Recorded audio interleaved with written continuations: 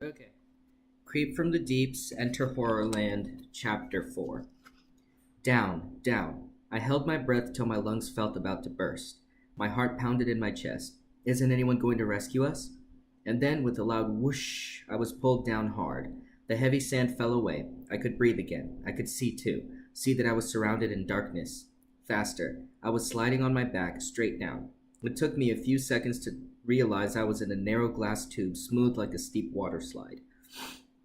I kept my arms pressed against my sides as I shot down harder, harder. So hard and fast that now it shot me back up again. Wow, an awesome ride. I sailed up high and burst through an opening back into bright sunlight. I could see the whole park down below. I saw the towers of the Stagger Inn, a tiny graveyard surrounded by woods, and bobbing black balloons in Zombie Plaza. This is like flying, I thought. And then I let out a cry as I was pulled down into the tube again. I slid back into a cold darkness. A heartbeat later, strong hands grabbed my ankles. A grinning horror pulled me out of the chute and set me on hard, solid ground. My legs felt shaky. My heart was still racing.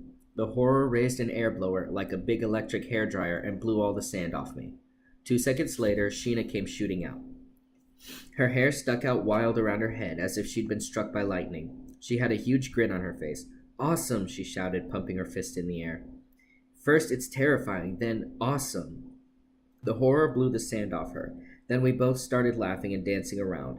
It was such an insane thing to be sinking in sand and then flying in the sky. Hey, after a few seconds I stopped my crazy dance. I turned back to the chutes. Where are Brittany and Molly? Smoothing her hair down with both hands, Sheena stepped over to me. We both stared at the bottoms of the slides. "Oh no, they went under the same time we did," I cried. "So where are they?" Sheena asked. I had a sudden heavy feeling in my stomach. "Something's gone terribly wrong," I said. "They must be trapped under the quicksand." Chapter 5.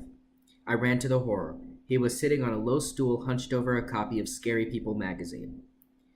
"Did you see our friends?" I cried. The horror shook his head.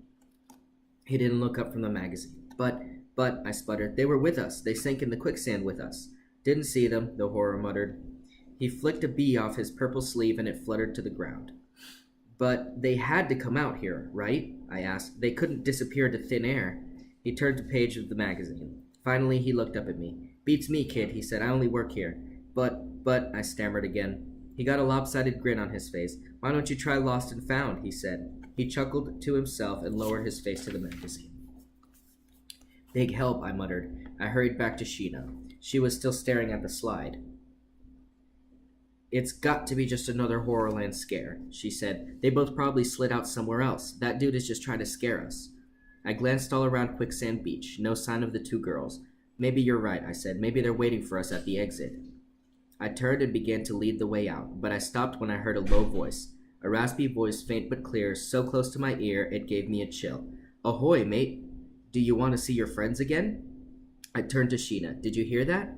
Her eyes were bulging and her mouth had dropped open. "Captain Ben," she whispered. "Impossible." We both knew it was impossible. I whirled around in a circle. No one in sight. Where did the voice come from? And the pirates chanting, too. Were there hidden speakers in the sand? Sheena shuddered. "Someone here knows what happened to us this summer," she said in a trembling voice. "Someone is trying to scare us for real."